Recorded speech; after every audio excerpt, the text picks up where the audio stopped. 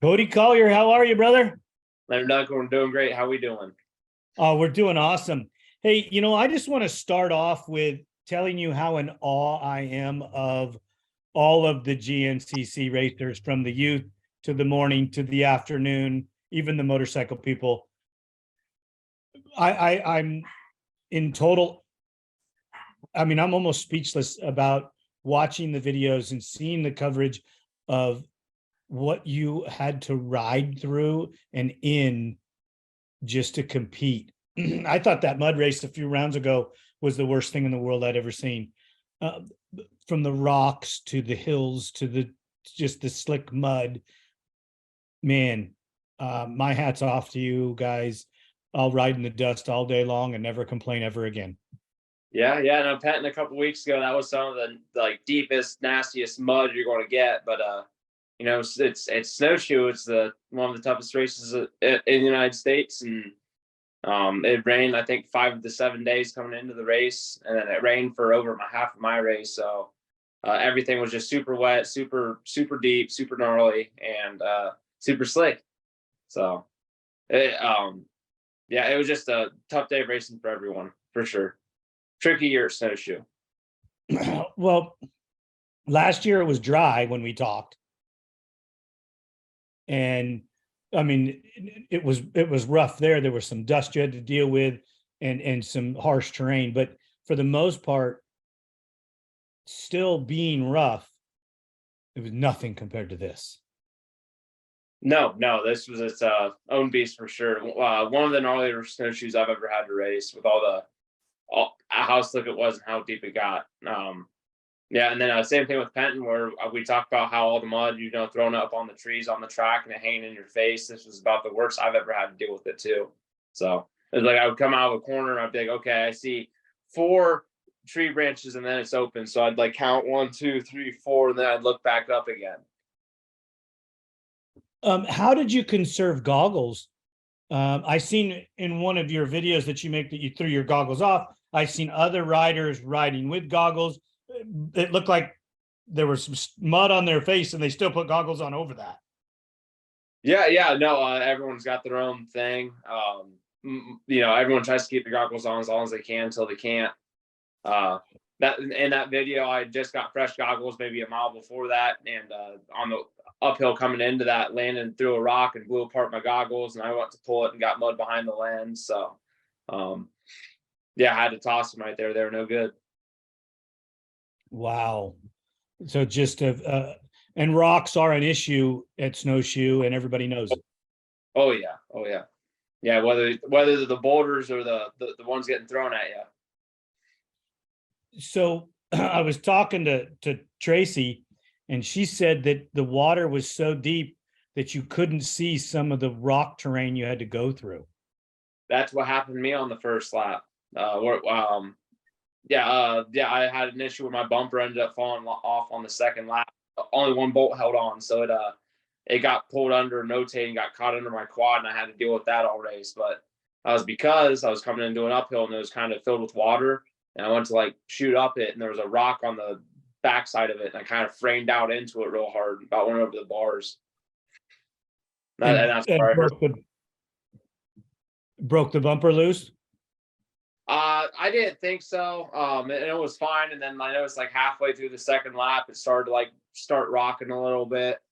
And that's the only thing that I would have caused it to come loose, was that impact. So that's what I'm blaming it on.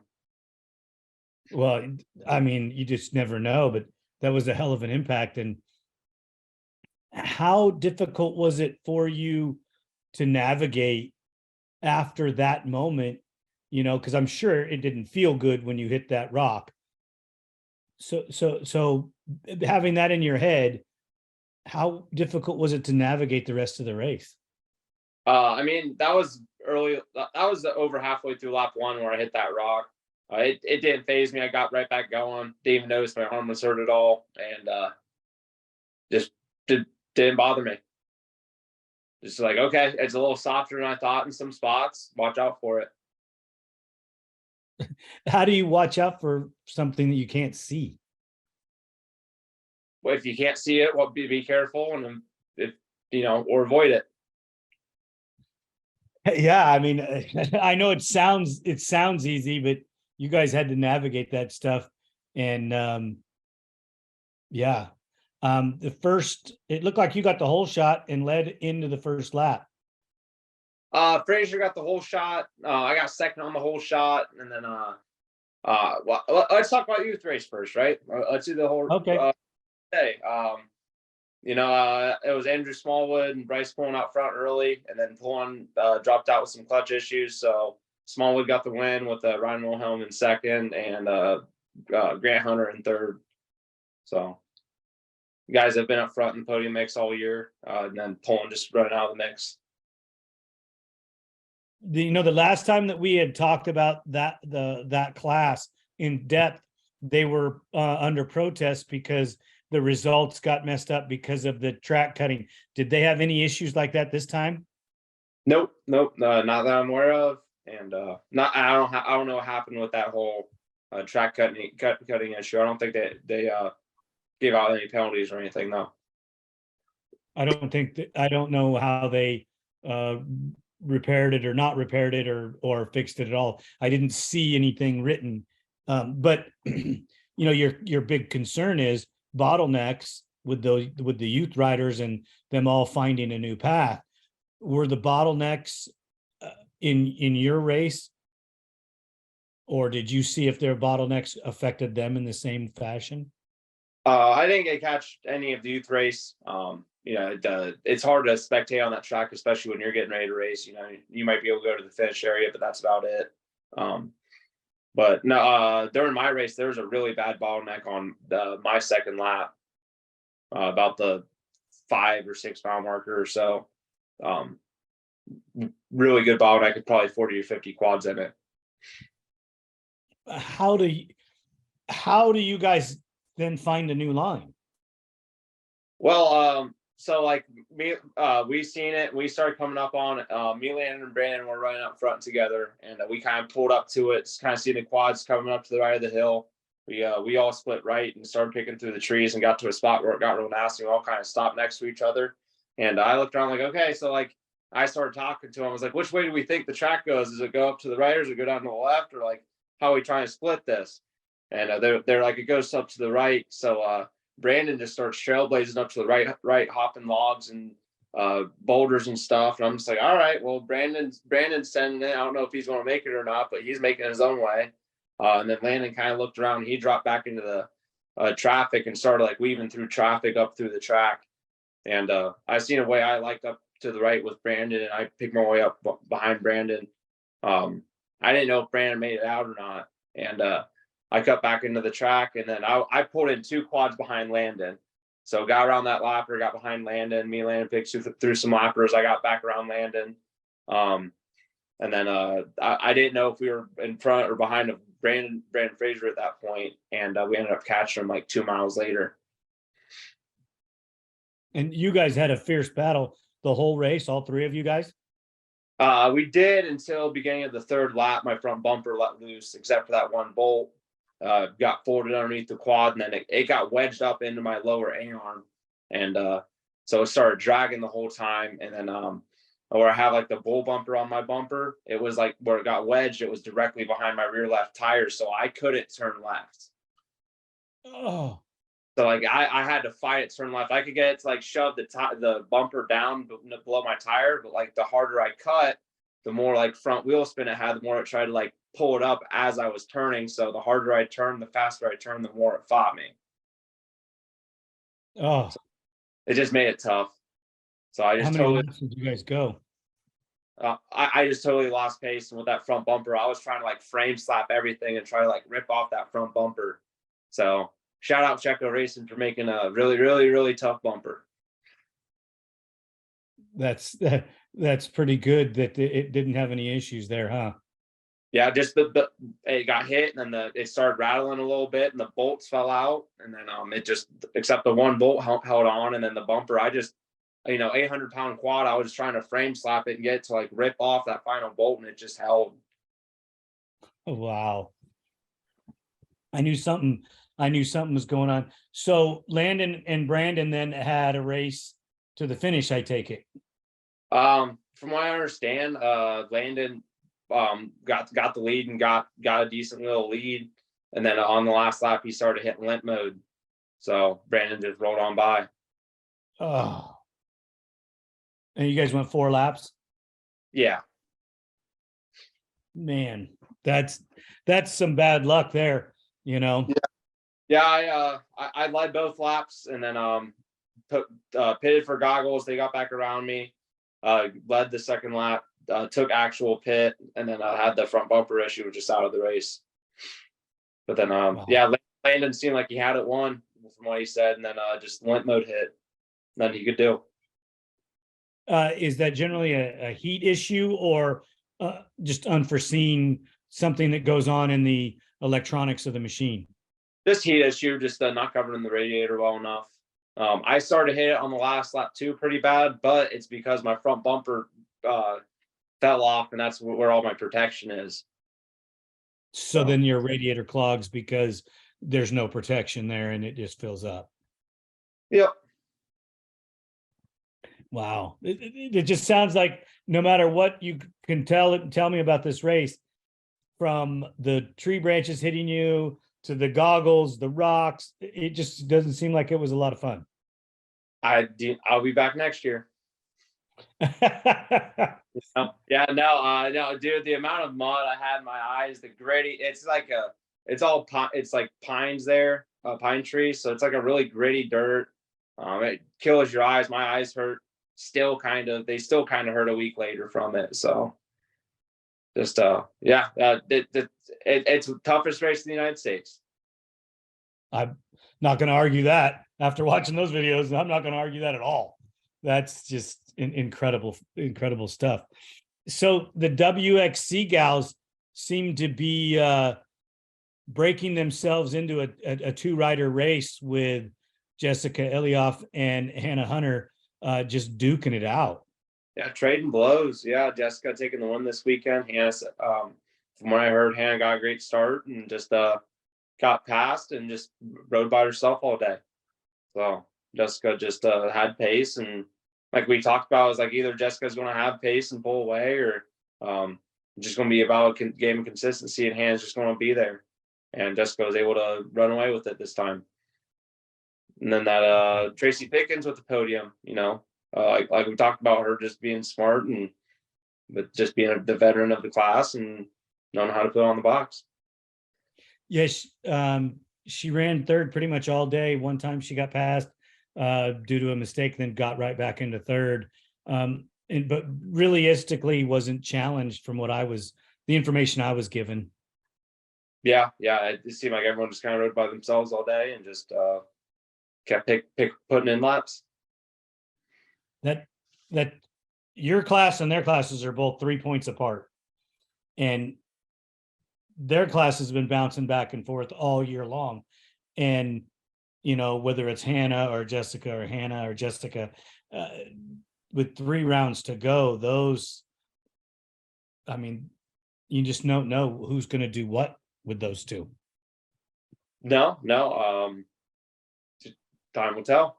Just see what happens. It's like you and Brandon are having quite the fierce battle too, because it's you guys have separated yourself from, Landon's there, but he's not as close as I think he's 17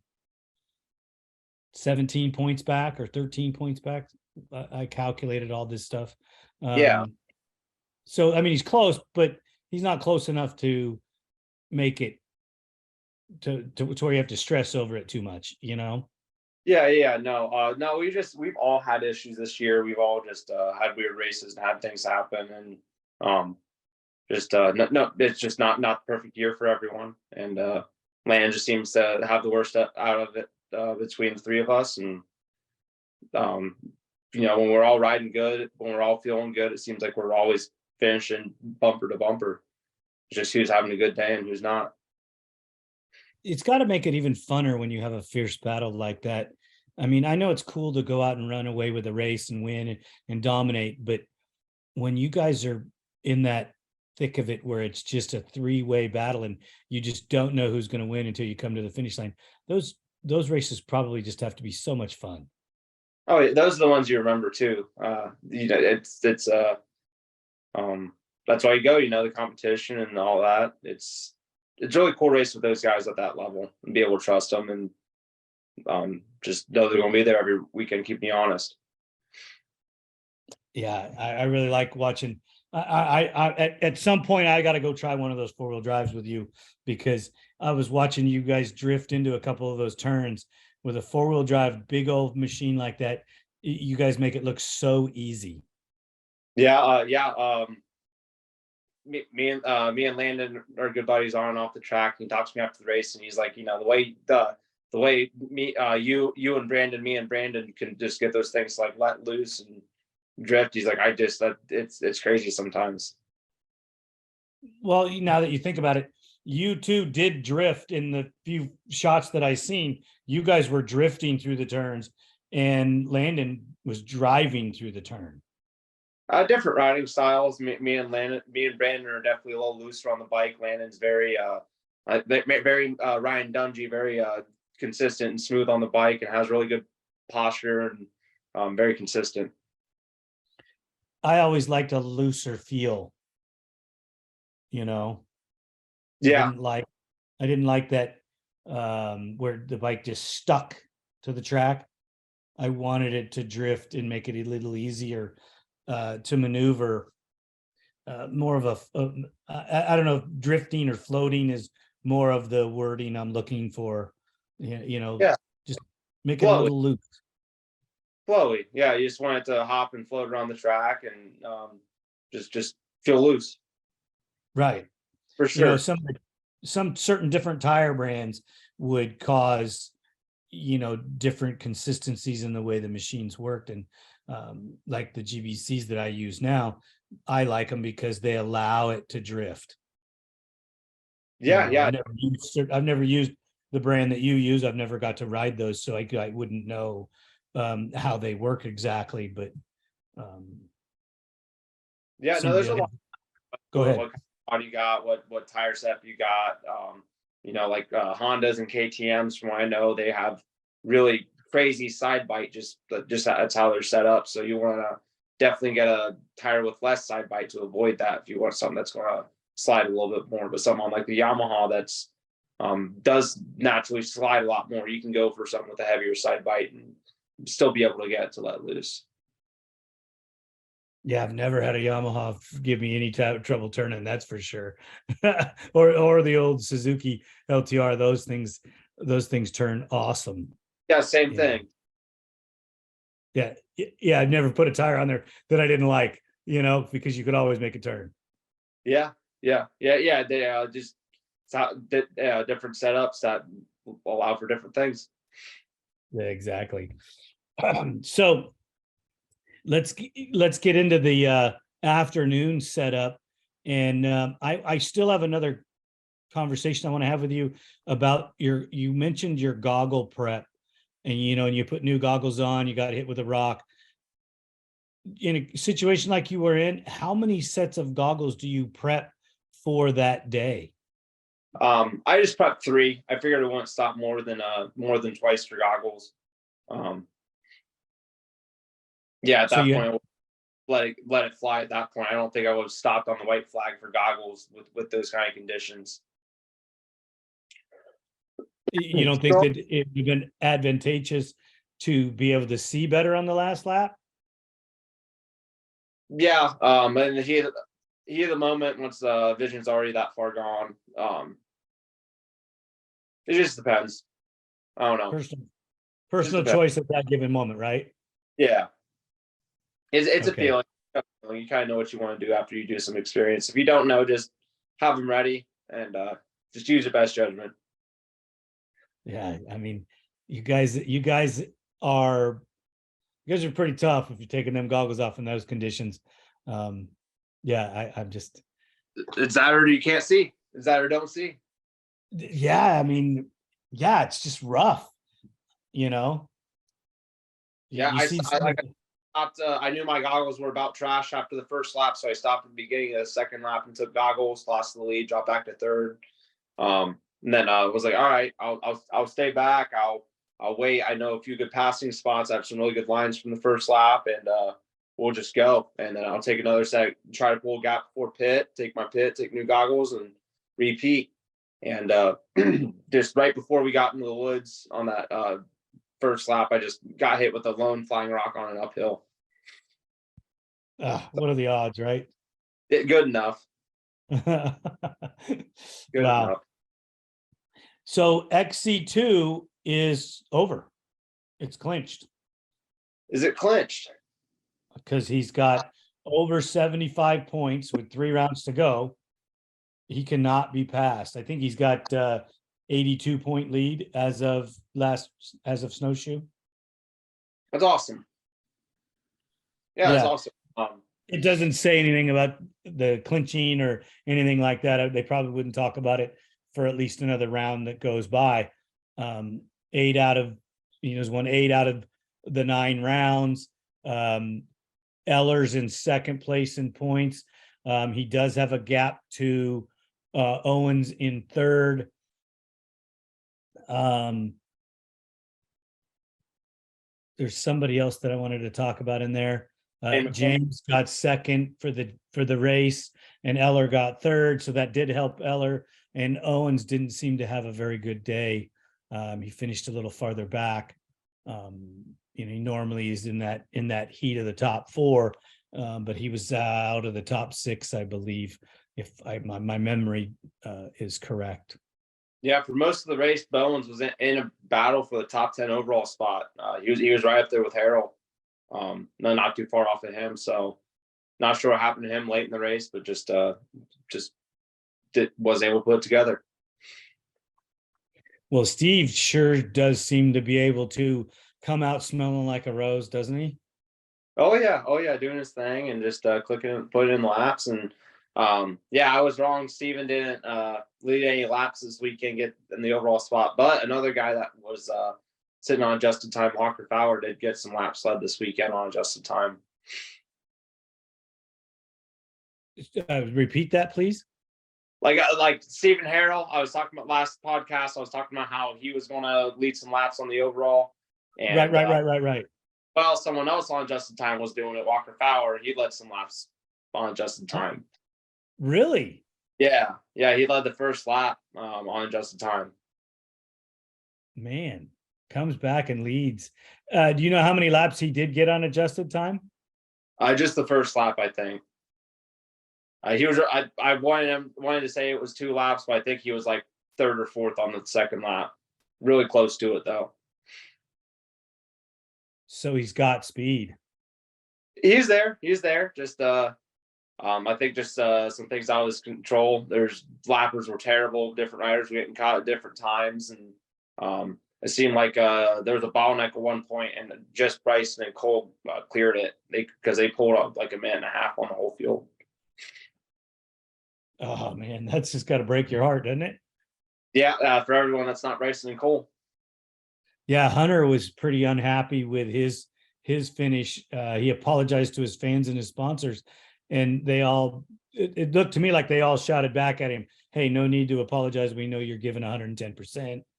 So I don't know what happened during his race, but he sure was unhappy at the end.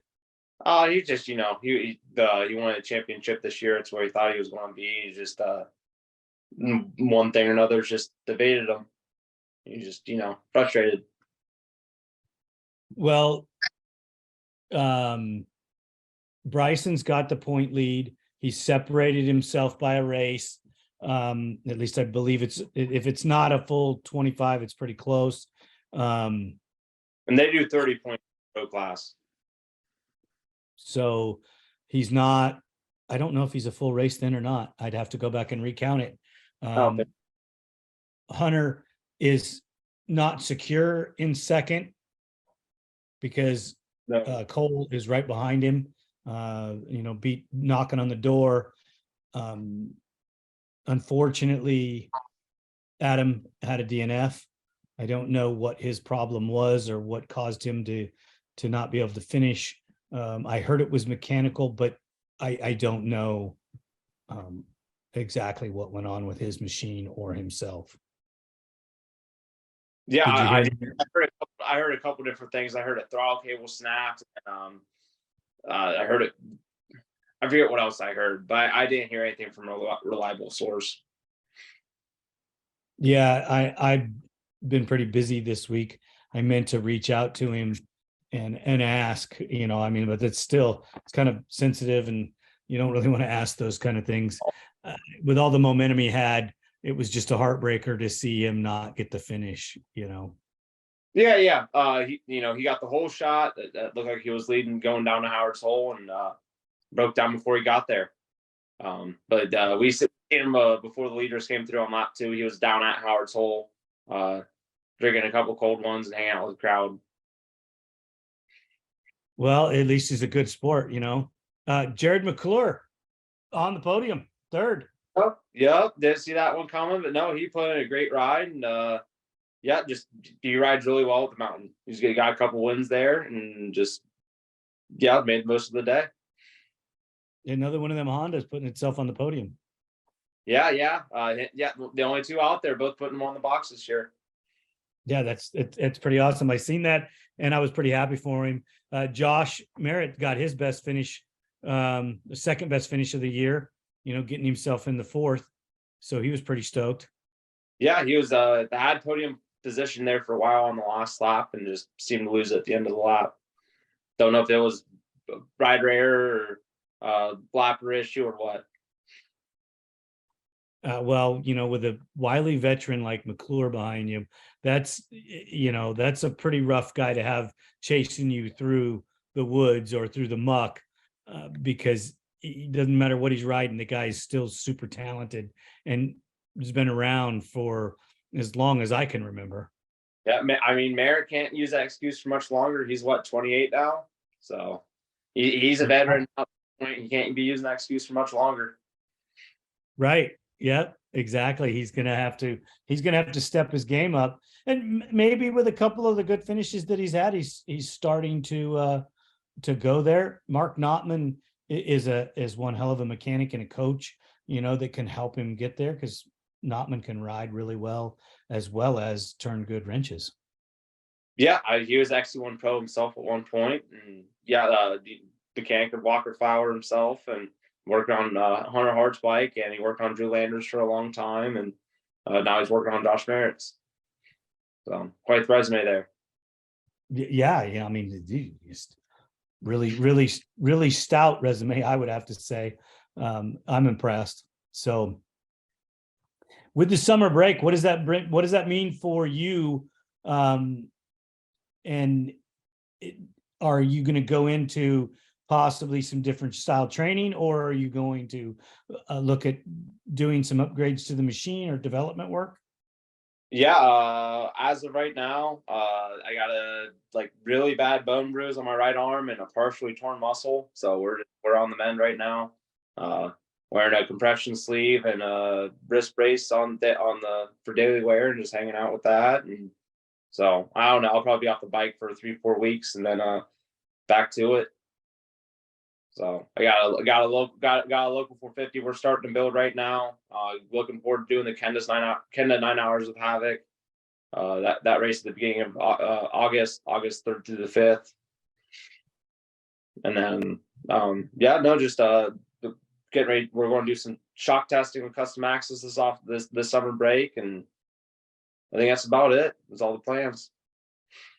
Well, that's better than most and not as good as some, but that's pretty awesome that you're going to go out and do some shock testing. And the Havoc race, you're going to have to get me some intel on and break it down. So we'll have to do the same race report for that, and we'll probably turn that race report into a full show so that we can get really in depth with the setup for it and then how it all breaks down. Are you racing the same place that you raced last year for Havoc? Nope, new facility. It's the old high voltage Gncc track is where we're racing at this year. Do you know much about it? The facility or the event or the track itself? I've raced there twice. So I'll remember some, not enough to really have an advantage or anything like that. No home field advantage. Well, I understand that, but then is there anybody that you would race that race that would have home field advantage to your knowledge? I think New East Coast has run there a few times. People that run the New East Coast series consistently, but uh, we'll see. All right. Excellent. Well, No, it's awesome. I'm running with the same team as last year, Team All-Wheel Drive. So looking for the repeat in the 4x4 Pro class. Did you guys build a new bike for this race? Not a new bike. No, it's no, just last year's national bike. We've kept it nice as for a backup bike for the nationals, and so I'm gonna race it. Well, good luck. And I'm sure you and I will talk before that race. And that's August 3rd through the 5th. 3rd through the 5th. Not exactly sure what days are what, but then they're doing half the adult race should be at night. So bringing those head. All right, brother. Thank you again, Cody, so much for all you're doing for me and for the sport of GNCC, taking the time to do these reports. I know that the fans love it. And, there's a lot of people out there watching them and getting their intel from how it was.